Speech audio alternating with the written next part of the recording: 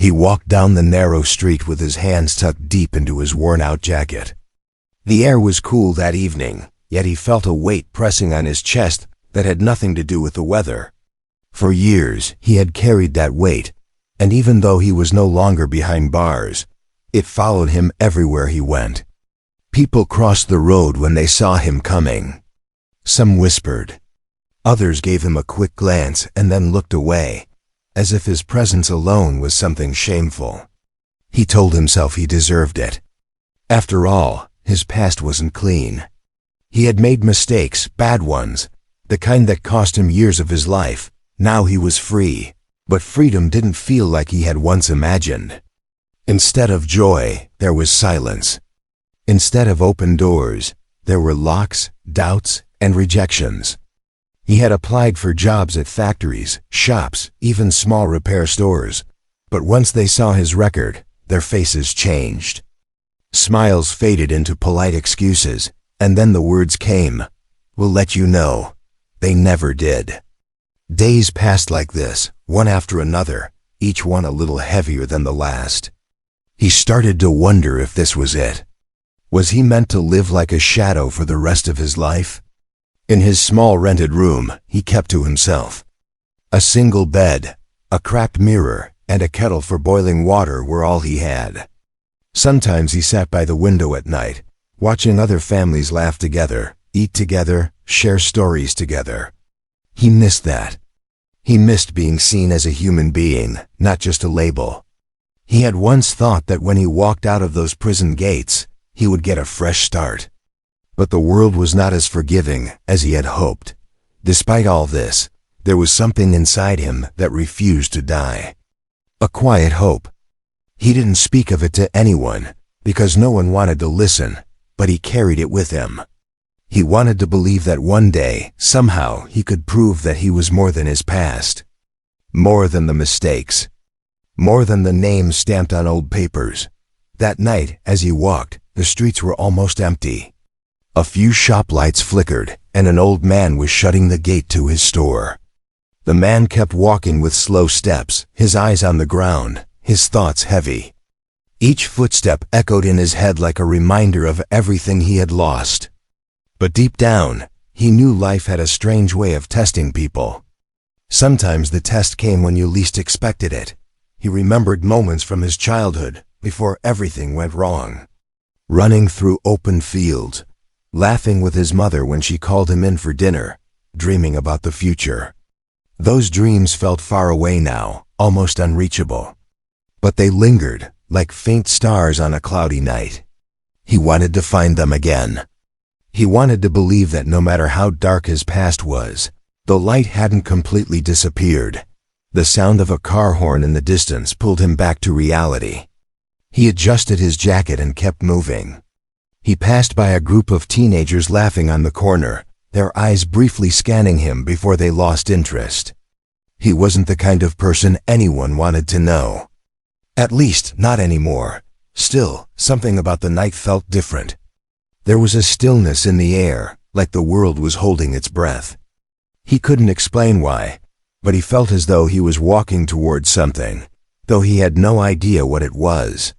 For the first time in a long while, his heart beat a little faster, as if it knew something he didn't. When he finally reached the end of the street, he paused and looked back. The road stretched behind him, quiet and lonely. Ahead was another dark alley leading toward the main road. He sighed, pulled his jacket tighter, and decided to take the shortcut. He didn't know that with every step he took, he was walking closer to the moment that would change everything. He thought about the future as he moved along, his footsteps soft on the cracked pavement. What would tomorrow bring? More rejections? More silence? He was tired of it, but he didn't know how to escape. He had once believed people could change if they tried, but the world didn't seem to agree. He wanted to scream at them, "I'm not the same man anymore." But the words stayed locked in his throat. Instead, he lowered his head and carried on. The night breeze brushed against his face, cool and steady. Somewhere in the distance, a dog barked. The sound echoed in the quiet, then faded. He walked past closed shops, rusty bins, and broken street lamps. His life felt like these streets abandoned, overlooked, unwanted. But within him, there was still a spark, a flicker of something waiting for the right moment to shine. As he neared the alley's end, he felt an odd sense of unease. He couldn't name it, but his steps slowed. He glanced around, shadows stretching along the walls, silence deeper than before. A strange thought crossed his mind, that maybe destiny had been waiting for him here, in this very place, at this very time. He shook his head, dismissing the idea, and pushed forward. Little did he know, the life he thought was meaningless was about to collide with a moment that would not only change his tomorrow but also prove to the world that redemption is real, and that sometimes heroes are found in the most unexpected places. Asterisk. He had almost reached the main road when a faint sound made him stop in his tracks. At first, he thought it was just the wind, or maybe the creak of an old shutter, but then it came again. A soft, muffled cry. It was faint, like someone trying desperately not to be heard. His heart skipped. He stood still, ears straining. There it was again, a trembling, broken sound that could only come from a child. He turned his head slowly, scanning the shadows. The alley looked empty, but the sound had come from somewhere close. He took a cautious step forward, then another. That was when he noticed the van parked at the far end, near a pile of old crates. Its windows were dark, and the engine was off, but something about it felt wrong. The closer he got, the more uneasy he felt. Then he saw movement. Two men stood near the van, their voices low, their heads turning nervously from side to side. They weren't talking like friends. They were whispering like people with something to hide. He froze, pressing his back against the wall. His pulse began to race. He didn't want trouble, not again, not after everything he had lost, but the muffled cry returned, clearer this time. It came from inside that van. For a long second, he stood there, torn between walking away and stepping forward. His mind screamed at him, "Don't get involved. If the police show up, who will they blame? Not them, you, always you." He could already picture it, handcuffs, suspicion, people shaking their heads as if to say, "See? Once a criminal, always a criminal." But then, another sound pierced through his fear. A child's voice, tiny and desperate, whispering for help. His stomach clenched. Something inside him snapped, a force stronger than fear or doubt. He couldn't walk away. Not this time. He crouched lower, watching the men. One of them paced back and forth, rubbing his hands together. The other leaned against the van, glancing at his watch again and again. They looked tense, as if waiting for someone. His hands tightened into fists. He wasn't sure what he could do, but he knew he had to try. Slowly, carefully, he edged closer, keeping to the shadows. Every step made his heart pound harder, but he forced himself to move. He reached a point where he could hear the men clearly. "What's taking him so long?" One muttered. "Relax," the other hissed. "We'll be out of here soon." The man pressed his back harder against the wall. His mouth felt dry. These weren't ordinary men standing around with a parked van. He didn't need proof, he could feel it in his bones. Something terrible was happening, and the little voice from inside confirmed it. He leaned his head back, eyes closing for a moment as he tried to steady his breathing. Fear clawed at him. He wanted to turn and leave, pretend he had never heard anything, pretend he didn't care. But then a thought came rushing in. If that was my child in there, wouldn't I pray for someone to help? The answer left him no choice. He whispered under his breath, almost like a vow, "Not this time. I won't run." A plan, rough and fragile, formed in his head. He knew he couldn't fight two men head-on, not without a weapon. But maybe he could create a distraction, something to throw them off. His eyes darted around until they landed on a broken bottle lying near the crates. He picked it up quietly and tossed it hard toward the opposite end of the alley. The glass shattered loudly against the pavement. Both men jumped, their heads snapping toward the noise. What was that? One barked. Go check, the other ordered, his voice sharp with nerves. As one of them moved toward the sound, the man crouched lower, inching closer to the van. His chest burned with every breath. His hands trembled, but his steps were steady. He reached the back of the vehicle and tugged lightly at the handle. Locked. His heart sank. Another cry came from inside, faint but enough to send shivers down his spine. He pressed his lips to the metal and whispered softly, "It's okay, little one. I'll get you out." Suddenly, the man who had gone to check returned, shaking his head. Nothing there. Just trash. The one leaning on the van scowled, pushing himself upright. Stay sharp. We can't risk anything now. The man pressed himself tighter against the van, barely breathing. He knew he was seconds away from being caught. If they turned around, it would all be over. He would be outnumbered, accused, maybe even worse. But then he thought of the child inside. Fear turned into something else. Determination. He waited, heart pounding in his throat, knowing that the moment was coming. The moment where he would have to step out of the shadows and face them, no matter the risk. And when that moment came, he knew there would be no turning back. His breath grew heavy as he pressed against the van, listening to the footsteps of the men nearby. His heart thundered in his chest, each beat loud enough that he worried they might hear it. The child whimpered again from inside, and that sound pushed every ounce of hesitation out of him. He could not stay hidden anymore. He had to act, no matter the danger, no matter the cost. He waited until one of the men turned his back, muttering something to the other. In that split second, the man sprang from the shadows. With all his strength, he shoved the one leaning against the van. The man stumbled, hitting the side of the vehicle with a grunt. The second man cursed and lunged toward him, fists raised.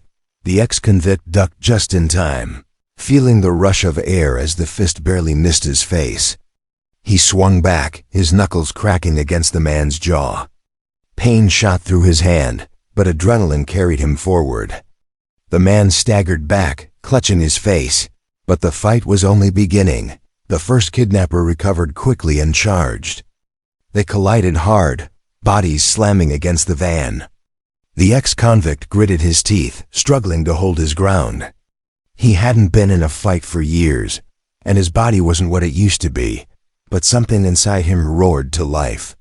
He wasn't fighting for himself, he was fighting for that child. The kidnappers shouted at each other, voices sharp and panicked. "Hold him down!" One yelled, but the ex-convict didn't give them the chance. He grabbed the closest thing he could find, an old metal pipe lying near the crates, and swung it with everything he had. It clanged against the ground as one man dodged, but the swing gave him enough space to break free. He ran to the back of the van and yanked at the door again. Still locked. His heart sank, but he wasn't ready to give up. He slammed the pipe against the latch once, twice, 3 times.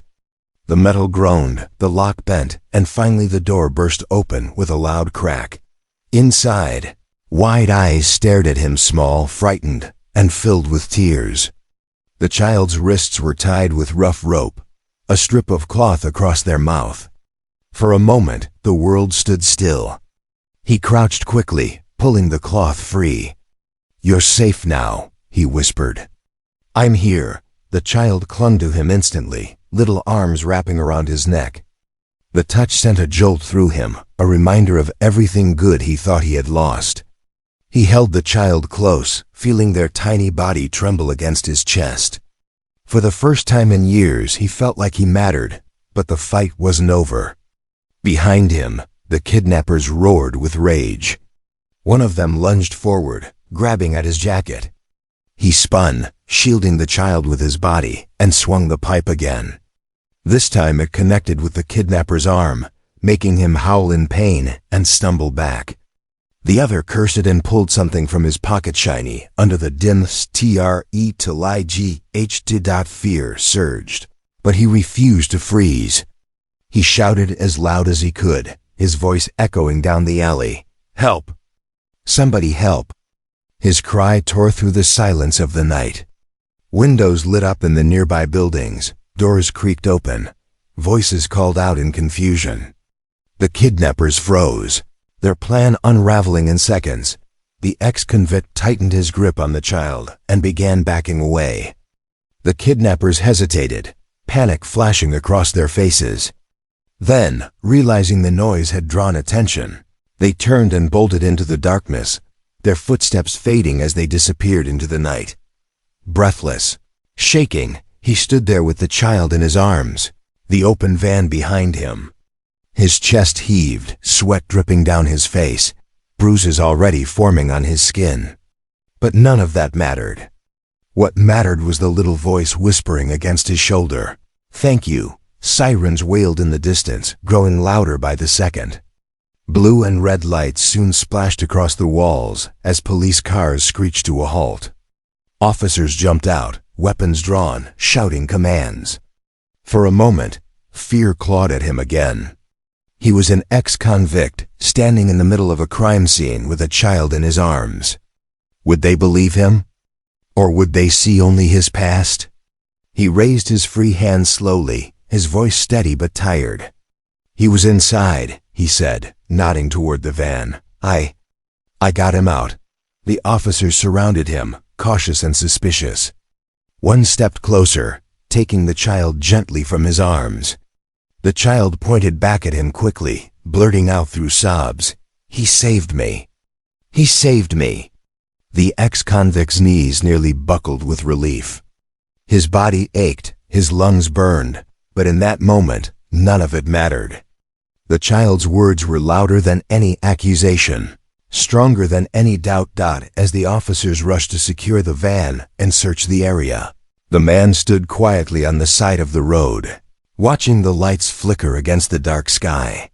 He had acted without thinking of the consequences, and now his whole life teetered on the edge of change. For the first time in years, he didn't feel like a shadow. He felt like a man who had finally done something right. Asterisk.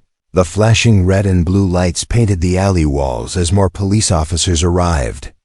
Neighbors leaned out from their windows, some stepping out into the street to see what was happening. The ex-convict stood there, bruised and exhausted, his hands still trembling. He watched as the officers untied the ropes from the child's wrists and wrapped them in a blanket. Relief washed over him, but almost immediately it was replaced by fear. The looks on the officers' faces were sharp, questioning, suspicious. One of them walked toward him with a stern expression. "Who are you?" the officer demanded. "What are you doing here?" His throat tightened. He swallowed hard, trying to steady his voice. "I heard crying. I opened the van." The officer cut him off, glancing at another policeman who had already pulled out a notepad. "We'll see about that. Hands where I can see them." He raised his hands slowly, the weight of his past pressing on his shoulders again. He wanted to protest, to tell them he had only helped, but deep down, he knew how this looked. A man with a record, found in an alley at night, standing next to a van where a kidnapped child had been kept. He could almost hear society's voice whispering again, once a criminal, always a criminal. But then, before the silence grew heavier, the child's voice broke through. Wrapped in the blanket, still shaking, the child pointed directly at him and said with a quivering voice, "He saved me. He helped me." The words hung in the air. The officers froze, eyes shifting from the child to the man. The ex-convict lowered his hands slightly, hope flickering in his chest. Another officer crouched near the child, asking gently, "Are you sure?" The child nodded quickly, tears streaking their face. "They tried to hurt me, but he stopped them." The change was almost instant. The suspicion in the officer's eyes began to soften. They still looked cautious, but their tone shifted. "All right," one said. "Stay here." They moved to secure the van and search the alley for clues, while others tried to track down the kidnappers who had run into the night. The ex-convict stood there quietly, his breath coming in shallow waves. He didn't move, didn't argue, didn't explain further. He simply waited, feeling a strange mix of exhaustion and disbelief. For once, someone had spoken for him, someone who had nothing to gain, who had seen only the truth. As the night went on, reporters began to arrive. The flashing lights had drawn attention, and soon cameras were pointed at the scene. People gathered at the edges of the street, whispering to each other, their eyes shifting between the police cars, the van, and the man who stood silently on the curb. Some recognized him. They knew his past. Murmurs spread. Isn't that the guy who got out of prison not long ago? He heard the whispers, each one cutting into him like a blade. He kept his eyes low, unwilling to meet their gaze. But then, the child's small hand reached out toward him again. Even from where he stood, he could see those eyes, full of trust. In that moment, the whispers didn't matter. The officers eventually guided him to a bench by the side of the road, asking him to recount what had happened. He spoke simply, his voice steady though his body shook. He told them about hearing the cries, about seeing the men, about breaking the lock and pulling the child out. He didn't exaggerate. He didn't hide his fear. He just told the truth. The reporters caught bits of it, scribbling notes, snapping photos. Soon, his face was caught in the harsh glare of camera flashes. He turned his head away, uncomfortable, but the moment had already been captured. An ex-convict who risked his life to save a kidnapped child. That was the story now. And it was spreading faster than he could imagine. By the time dawn approached, the internet was already alive with it. Headlines appeared. Ex-convict saves child from kidnappers. Videos of the scene circulated online. Clips of the child's voice saying, "He saved me." People shared it again and again, amazed, touched, and reminded that sometimes heroes come from the most unexpected places. He sat quietly, unaware of how quickly the story was traveling. To him, the night had been nothing more than instinct, a choice made in the heat of fear and courage. But to the world outside, it was something bigger. It was redemption. It was hope. When the officers finally told him he was free to go, he walked back to his small rented room in silence. The streets were waking up with the early sun, people rushing to their morning routines. He felt out of place among them, as he always had, but there was something different now. When a neighbor passing by recognized him, they didn't look away. Instead, they gave a slow nod, a small gesture of respect. It startled him. He wasn't used to that. He didn't know how to respond, so he simply lowered his eyes and kept walking. But inside, something had shifted. For the first time in a long while, he felt the weight on his chest begin to ease. What he didn't yet know was that this was only the beginning. The world had started to see him differently, and by the next day, his life would not be the same. The next morning, the ex-convict woke up in his small room, the faint sunlight creeping in through the thin curtains. His body ached from the fight, his knuckles swollen, his ribs sore. For a moment, he wondered if it had all been a dream. The cries in the night, the kidnappers, the flashing lights, it all felt distant now, like something his mind had invented. But then he saw the faint scrape on his hand and the torn sleeve of his jacket. It had been real. He sat on the edge of his bed, rubbing his temples. Normally, mornings were quiet and lonely. He would wake up, boil some water, and stare at the day ahead with no plans, no direction. But that morning was different. The silence was broken by knocks on the door. Firm, insistent. His chest tightened. For a second, he feared the police had returned to accuse him of something after all. He took a deep breath and opened the door. Standing there was a family. A man, a woman, and the child from last night, their eyes wide but bright. The parents looked at him with gratitude so deep it silenced him. The mother stepped forward first, tears in her eyes. She held his hand firmly, her voice shaking. You saved our child. There aren't enough words to thank you. The father's grip was steady, strong. We don't care about your past. What you did, it was brave. It was right.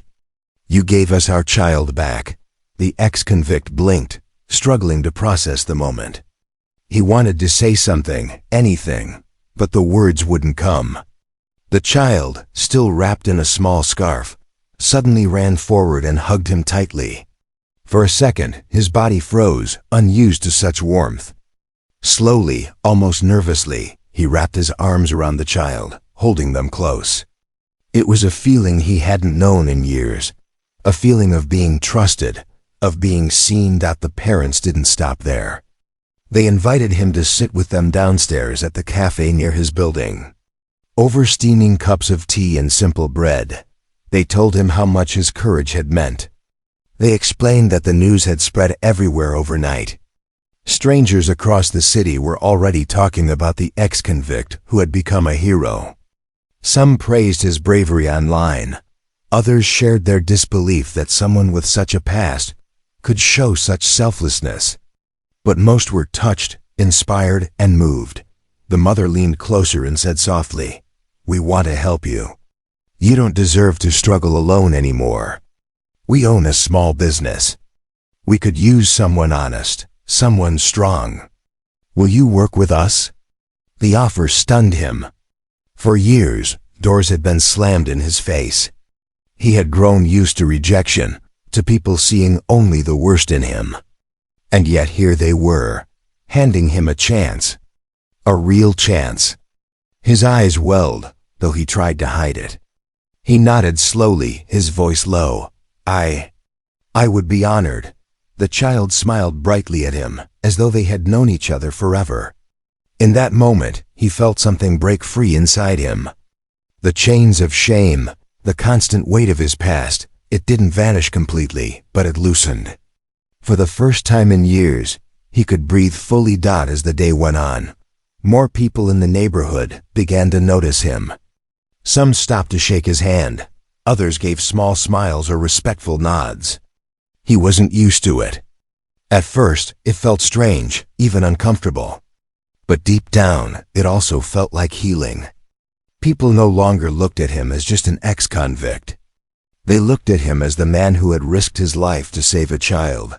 That evening, he walked home slowly, the streets alive with chatter, the scent of food wafting from open windows. The world felt different, not because it had changed overnight, but because he had. He had proven, even if only once, that he could rise above his past. When he entered his room, he sat quietly on the bed, thinking about the events of the last 24 hours. Yesterday he had been invisible, carrying the burden of his mistakes, believing redemption was out of reach. Today he had been called a hero, offered a chance, and embraced by a family who owed him everything. He whispered to himself in the stillness, maybe it's not too late. The next morning would bring new challenges, new doubts, and the long road of rebuilding a life. But now he wasn't walking alone. He had a purpose, a second chance, and the trust of those who saw more in him than just his past. And as the child's smile lingered in his memory, he realized something powerful. Sometimes life changes in a single night. Sometimes redemption comes not through words, but through action. And sometimes heroes are not born in shining armor or perfect lives. Sometimes heroes rise from broken places carrying scars, but choosing to do what's right when it matters most. His life had changed forever. And deep in his heart, he knew this was only the beginning of a new story, one he would finally be proud to live.